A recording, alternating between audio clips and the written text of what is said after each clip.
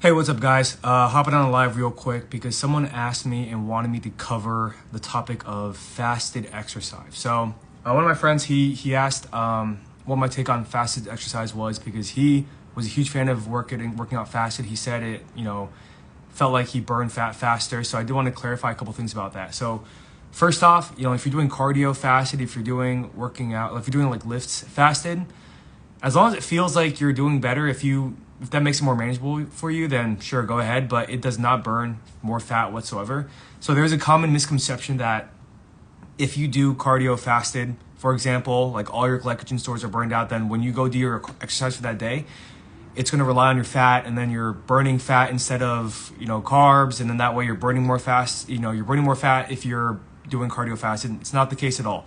So they actually did a study on this where they measured two groups of people.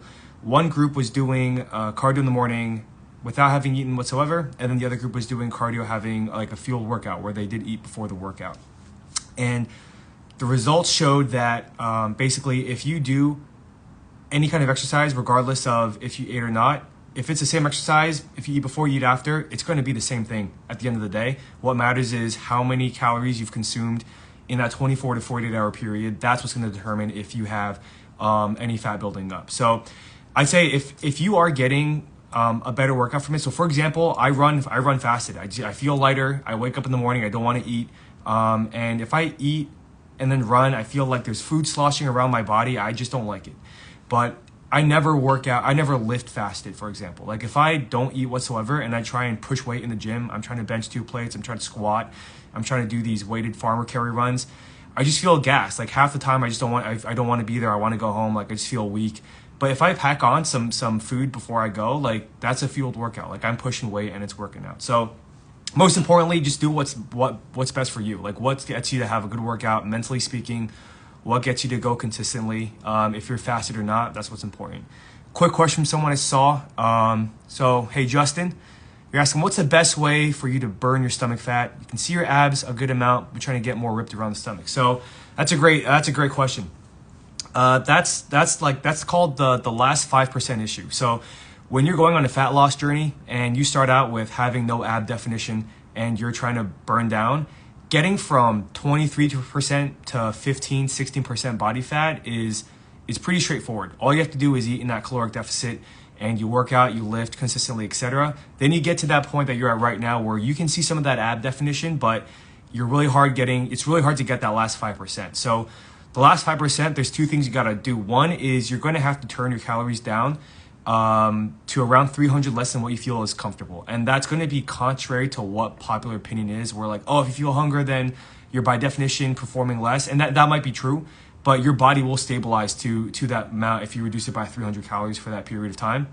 And second, you want to do 2 elements of Metcon style protocol. So I personally have something in my system called the hydraulic aorta protocol. And that is simulated just stress. It's basically HIIT inspired sprints, but combined with anything that works your phosphagen energy system where you have to continue pushing past that ATP production. That is the kind of activity that is going to raise your resting metabolic burn. So part of the problem is that your metabolic rate right now is your body's only naturally burning 2,100 calories. By engaging in 2 types of Metcon style workouts a week and getting your body to performing at that level, it's going to be uncomfortable for the first couple weeks, but your metabolism is going to raise to adjust to that. And then that's when you're still going to start getting past that 5% barrier, as it's called.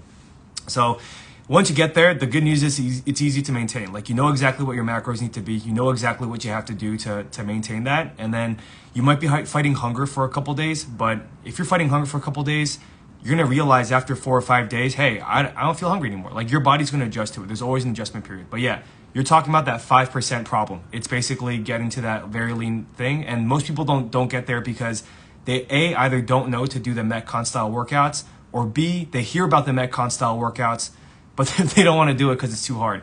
But if you have the right system, you have the right approach, you have the right tricks, and you exactly have the right optimal workout to do, you can reap all the benefits while putting in minimum investment, putting in exactly what you need. But yeah, so anyone else have any questions, please feel free to drop it in. But yeah, I just want to hop on a quick live because I was getting a couple questions around fasted cardio. Definitely not scientifically accurate whatsoever in terms of it burning more body fat. The reason people think it burns more body fat is because they assume that if your glycogen stores are depleted, then when you go into an exercise, it's going to draw from your fat energy stores, and then that's going to burn more body fat. Not the case at all. When you're burning when you're burning calories, it's just still going to draw from what you've consumed in the past 48 hours, and it's all about that caloric deficit. So yeah, don't go into workouts having fasted because you think it's going to burn more body fat. If you feel better working out, if you feel stronger, if you can run more, run faster, having fueled beforehand, do it. Because even if your glycogen stores are depleted, you go through that workout, the next time you eat, you're just going to be repleted, and then you'll be back to square one. So care predominantly about your caloric intake. And a quick note about that, when you look at your calorie intake, a big mistake I used to make was looking at it day by day. I would make the mistake of having a specific goal I would need to hit that day. And then if I missed it, if I went over, I'd be stressing out. I'd be like, oh my God, I went 200 calories over today. Like, I'm going to get fat. And that is absolutely not the way to do it.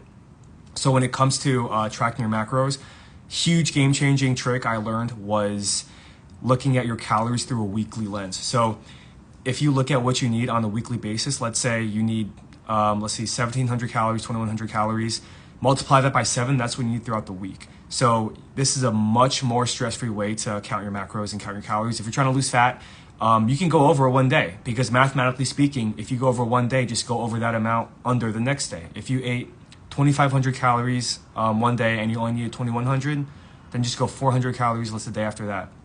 It makes it super easy to eat out with your friends, to eat out with family, big family dinners, holiday season. Yeah, and again, the number one name of the game is to take the stress out of doing something that should be a daily habit. So eating for me, I haven't really counted my macros in years at this point. But I know exactly what to do because I have a weekly system I just adhere to, and it's simple as that. So I can keep abs year round. I'm still strong. I can still run marathons. It really is that simple if you apply the right system. But yeah, so again, just to recap for anyone new that jumped on, fast cardio is not the move whatsoever. Do not do fasted cardio. You will deplete your glycogen stores, do exercise, your body produces ATP. It's going to fuel that workout for that amount of time. You're going to finish your workout, you're going to eat food, and then your glycogen stores are going to be repleted, and then you'll be back to square one. So if you eat 400 calories over that day, even if you did a fasted workout, you've just gained 400 calories worth of fat, and 1 pound of fat equals 3,500 calories. So you just got to make sure you're hitting the numbers every day. Just do what makes you feel better in terms of hitting the gym. So again, I love fasted running. I feel lighter when I run. I just feel cleaner, clearer. I feel like I have food sloshing around my stomach if I eat before a run. I just don't like it. But I love eating before I hit weights in the gym. Like, I need fuel in my body to push 2 plates on the bar, to squat 315, to do heavy farmer carries, running. That's what I need, and that's what works for me. So I look forward to going to the gym when I have a big meal, because I'm like, let me use this energy. Let me start lifting some heavy weights. Let me get after it. If I go to the gym fasted, I'm just gonna be like, oh, I don't want to be here. I quit after like 4 reps. It just sucks. So yeah, so do what works best for you. Again, the name of the game is to have an easy system that you can just execute on a weekly basis, and it takes any of the friction out of it. That's basically the name of the game. So yeah, fasted exercise, final verdict, no go. It's not going to help you burn more fat. It's not going to help you get lean.